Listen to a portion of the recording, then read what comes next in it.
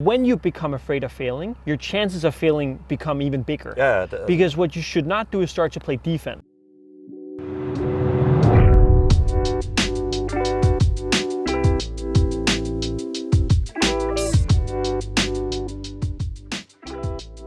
I think the best way to deal with the fear of failing is to make the consequences as small as they can be, and that means to have very low personal cost level.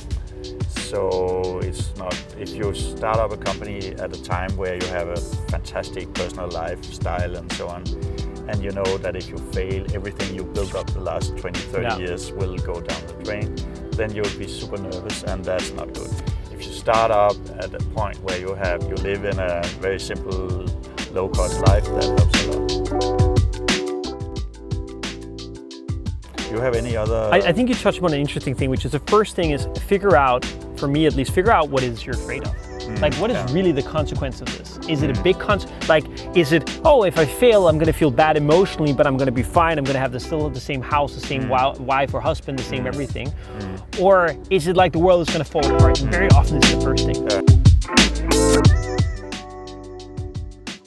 The other thing I would say is, that when you become afraid of failing, your chances of failing become even bigger. Yeah. Because what you should not do is start to play defense. And I see that so often, like people, you know the good old story with the guy who comes home from Harvard Business School, and he meets his father. His father has a fruit stand on the side of the road, and he has a bunch of sides leading up to that fruit stand like you normally do. And the kid goes to his dad, Dad, I mean, you have all these signs. I mean, haven't you realized there's a recession coming? And his dad is just a farmer, you know, he just has his fruit stands, he doesn't know anything. So he listens to his son and says, okay, you're right, that's a really good point. What should I do? You should cut your marketing spend. So the father starts to reduce and remove these signs. Right. And rightfully, like his son said, the sales start to drop. And so his father goes, what should I do now? Well, the recession is coming, you should cut even harder. So he listens to his father and he cuts even more of the signs. And rightfully, like his son said, the sales start to drop. So now all of a sudden the sales drop to zero. He has to close his fruit stand, and he thinks about it and says, wow, I'm really glad I listened to my son, you know, it really happened.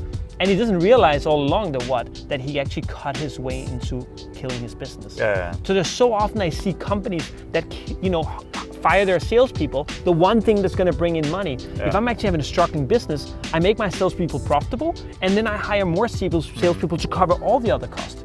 But even so often I find like you have 10 people on a payroll, you have one salesperson, you have 9 people who are like doing engineering, and then, or like you have 2 salespeople and 9 people in engineering, you want to fire the sales guy.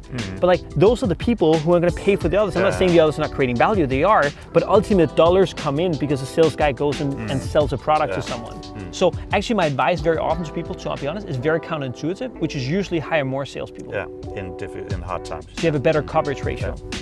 Hey everyone, thank you so much for watching this clip. I really hope you enjoyed it. Comment below so I can follow your journey, I can be part of your life, and hopefully you'll be part of mine as well. And if you haven't already done it, click subscribe below, and we can be part of this entrepreneurial and leadership and career adventure together.